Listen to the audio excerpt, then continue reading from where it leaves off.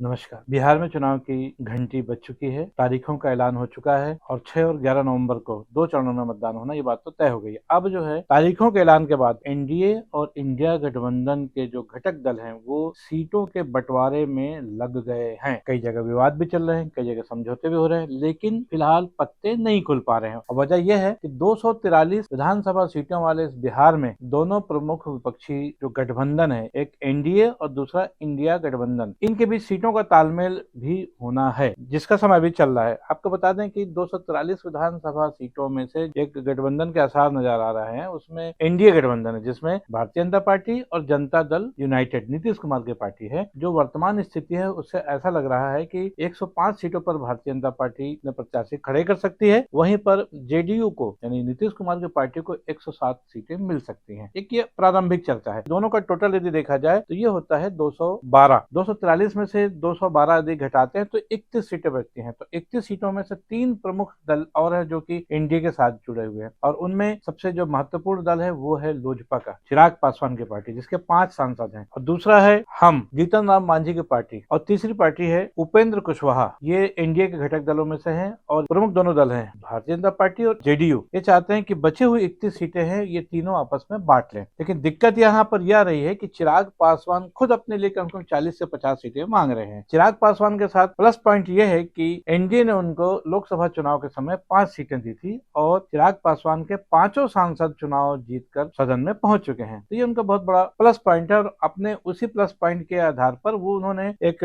जिद पकड़ कर रखी कि उनको कम से कम 40 से 50 सीटें मिलनी चाहिए, जबकि एनडीए गठबंधन उनको लगभग 20 से 25 सीटें देने का मन बना चुका है, लेकिन चिराग पासवान शायद इससे संतुष्ट नहीं है। इसी तरह जीतन राम मांझी भी 5 या 7 सीट पर लड़ ले और उपेंद्र कुशवाहा भी 5-7 सीटों पर लड़ ले, तो इस तरह जो 31 सीटें तीनों पार्टियां आपस में बांट ले, ये उनकी कोशिश। लेकिन चिराग पासवान 20 से 25 सीटों पर फिलहाल तैयार होते हुए नजर नहीं आ रहे हैं, और इस बीच उन्होंने जन स्वराज पार्टी के प्रशांत किशोर से भी बातचीत की है, और उनसे बातचीत की खबर जैसे ही बीजेपी और जेडीयू के नेताओं को लगी तो उन्होंने तत्काल आज सुबह धर्मेंद्र प्रधान जो कैबिनेट मंत्री हैं केंद्र सरकार में, और उसके अलावा विनोद तावड़े जो कि राष्ट्रीय महासचिव हैं, प्रभारी भी हैं बिहार के, तो इनको चिराग पासवान के घर भेजा गया कि जाइए भाई समझाइए उनको। विधानसभा चुनाव के लिए अब सिर्फ लगभग 35 से 40 दिन ही रह गए हैं, 6 तारीख को जबकि पहले चरण का मतदान उसके लिए तो 1 महीने से भी कम का समय बाकी है। इसलिए अब राजनीतिक जो परिस्थितियां हैं उस दौर पर पहुंच चुकी है कि उनको तय करना है कि कौन सी पार्टी कितनी सीटों पर चुनाव लड़ेगी। पहले चरण के मतदान के लिए तो 1 महीने का समय भी अब नहीं है। आज 7 तारीख है, 6 तारीख को पहले चरण का मतदान होना है। कुल मिला के देखा जाए तो चिराग पासवान पर सबकी निगाह है और चिराग पासवान को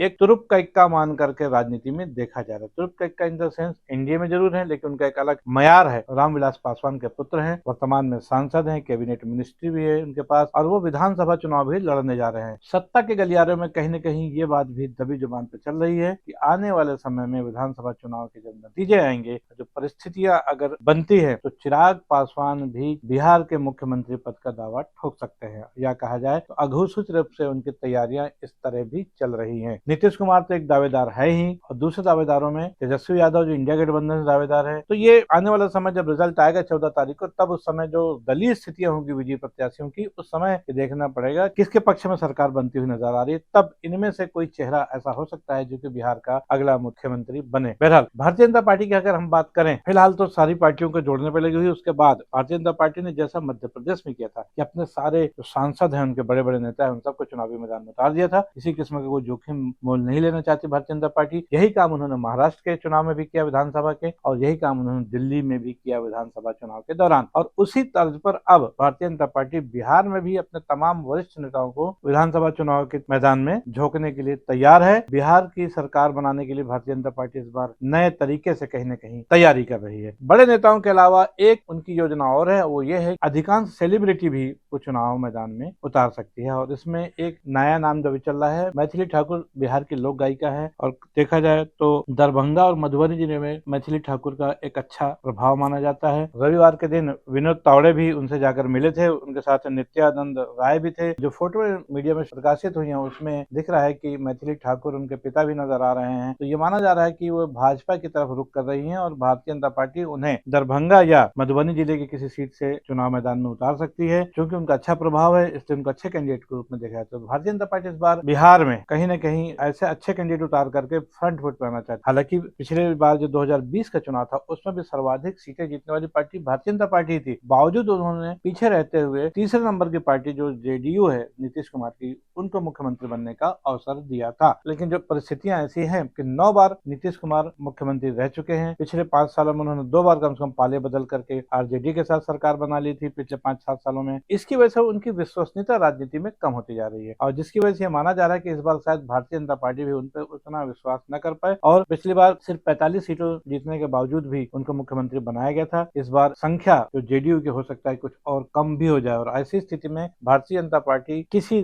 प्रत्याशित चेहरे को बतौर मुख्यमंत्री भी पेश कर सकती है अगर उनका बहुमत आ गया तो। लेकिन इस बीच महत्वपूर्ण बात है कि बिहार के चुनाव में अभी से कुछ कह पाना बहुत जल्दबाजी होगी, क्योंकि प्रशांत किशोर की पार्टी है जो जन स्वराज पार्टी, वो भी पहली बार चुनाव मैदान में उतर रही है। अरविंद केजरीवाल की जो पार्टी है आम आदमी पार्टी, वो भी चुनाव मैदान में उतर रही है, बल्कि उन्होंने अपनी पहली लिस्ट भी जारी कर दी थी कल ही। इसके अलावा असदुद्दीन ओवैसी की पार्टी AIMIM, जिसने पिछली बार 5 विधानसभा सीटें जीती थी, हालांकि उसमें 4 विधायक कुछ समय के बाद आरजेडी में शामिल हो गए थे और उनके पास एक ही विधायक बना था। हालांकि सभी जो पार्टियां हैं कहीं न कहीं पहले इंडिया गठबंधन से समझौता करना चाह रही थी और अभी भी चाह रही हैं, लेकिन कांग्रेस और आरजेडी जो कि इंडिया गठबंधन के 2 प्रमुख बड़े दल हैं, इन्हीं को तय करना है। तो कहीं न कहीं इनके साथ अभी तालमेल नहीं बन पा रहा है और इसलिए सीटों का बंटवारा फिलहाल टला हुआ है। लेकिन इन सब के बीच में वीआईपी पार्टी के मुकेश सहनी जो कि तेजस्वी यादव के साथ मिलकर चल रहे हैं, लंबे समय से इंडिया गठबंधन का हिस्सा बनना चाह रहे हैं, उनकी तरफ से ऐलान भी कर दिया गया है कि यदि इंडिया गठबंधन की सरकार बनती है तो वे डिप्टी सीएम रहेंगे। सन ऑफ मल्लाह, मल्लाह का पुत्र के नाम से मशहूर है मुकेश सहनी। वीआईपी पार्टी का प्रतिनिधित्व करते हैं, विकासशील इंसान पार्टी, और उन्होंने अभी गठबंधन की सीटों का बंटवारा हुआ नहीं है, चुनाव मैदान में कोई तैयारी नहीं, लेकिन उन्होंने अपने आप को उप मुख्यमंत्री पद का एक बड़ा दावेदार घोषित कर दिया है आज ही। अगर इंडिया गठबंधन की सरकार बिहार में बनती है तो वो उप मुख्यमंत्री रहेंगे, एक दावा किया उन्होंने। चेहरे के हंसी पर, मुस्कान पे आप लोगों को फिक्र ये नहीं हो रहा है? सब ठीक है, बैठक हो गया, खाना पीना हुआ और कैसे लड़ना है सारा चीजें इंटरनल हम लोगों का पूरा हो चुका है। को लेकर सर वो सब हो चुका है, वो सब में कोई नहीं दिक्कत है, सब हो चुका है। अनाउंसमेंट कब तक होगा सर? मुझे लगता है कि परसों ने तो तरसों हम कर देंगे। ठीक है, डिप्टी सीएम आप ही होंगे सर? अरे इसमें भी कोई कहने वाली बात है क्या? शुभ शुभ बोलो यार, हम हैं, सरकार बनाएंगे, डिप्टी सीएम बनेंगे। ठीक है, बात बन गई है। हाँ सब है। सर आपकी कितनी सीटों की डिमांड? प्रेस कॉन्फ्रेंस में एकदम ब्रेकिंग न्यूज चलाइएगा आप लोग, तो उसका इंतजार कर लीजिए। परसों प्रेस कॉन्फ्रेंस हो जाएगी। हाँ परसों हो जाएगा सर। मीटिंग में सीपीआई पहले निकल गई सर, क्या वो उनकी भी सहमति है या नाराज? नहीं, सब सहमति है और सबका हो चुका है, सब चीज है। कुछ चीजें था तो हम लोग बैठ के क्लियर किए, बाकी सब चीज सही है। ठीक है, कल सीपीआई CPM भी दोपहर में आएंगे, फिर से एक बार कुछ है, कुछ सीट को लेकर वो सब करेंगे, मीटिंग 1-to-1 चलेगा, फिर कल शाम में आप लोग से मिलेंगे यहीं पे। बहरहाल 14 नवंबर को ये तय हो जाएगा कि बिहार का अगला राजा कौन होगा, अगला मुख्यमंत्री कौन होगा। और उससे पहले इंडिया गठबंधन और एनडीए दोनों ही समूह हैं, इनमें सीटों का बंटवारा अभी बहुत जरूरी है, क्योंकि 10 या 11 तारीख से नामांकन की प्रक्रिया शुरू हो जाएगी। पहले चरण में 121 विधानसभा सीटों पर वोट डाले जाएंगे 6 नवंबर को और दूसरे चरण में 122 सीटों पर मतदान होगा 11 नवंबर को। बहरहाल अभी तो राजनीति में बहुत सारे उथल पुथल होने हैं, हर दिन कुछ नए नए पेच दिखेंगे, लेकिन जन स्वराज पार्टी, आम आदमी पार्टी और असदुद्दीन ओवैसी की पार्टी के साथ किस गठबंधन का तालमेल बन पाता है, यदि नहीं बन पाता तो क्या वो अकेले चुनाव लड़ेंगे और इनके लड़ने से किस घटक दल को, एनडीए को या इंडिया गठबंधन, किसको ये नुकसान पहुंचा सकते हैं। क्योंकि सरकार बना पाएंगे नहीं पाएंगे तो 14 तारीख को पता चलेगा, लेकिन यदि सरकार नहीं बना पाए तो जैसा कि पिछली बार हुआ था कि 5 सीटें जीती थी असदुद्दीन ओवैसी की पार्टी, लेकिन कम से कम 15 से 20 अन्य सीटों का उन्होंने नुकसान भी किया था। तो ये राजनीतिक समीकरण है जिसको बैलेंस करने की जिम्मेदारी एनडीए और इंडिया गठबंधन के प्रमुख दलों को है। देखते हैं कि उस पर क्या निर्णय लेते हैं। आज के लिए इस खबर में बस इतना ही। मैं हूं बीडी निजामी, आप देख रहे हैं न्यूज़ T20। हमारी ये बिहार चुनाव संबंधित खबर आपको कैसी लगी? अन्य जो अपडेट बिहार चुनाव के होंगे हम आपको समय समय पर देते रहेंगे। फिलहाल आज की खबर को लाइक कीजिए, चैनल को सब्सक्राइब करें और कल हम फिर मिलेंगे किसी नई खबर के साथ। तब तक के लिए दीजिए इजाजत। जय हिंद, जय भारत, जय छत्तीसगढ़।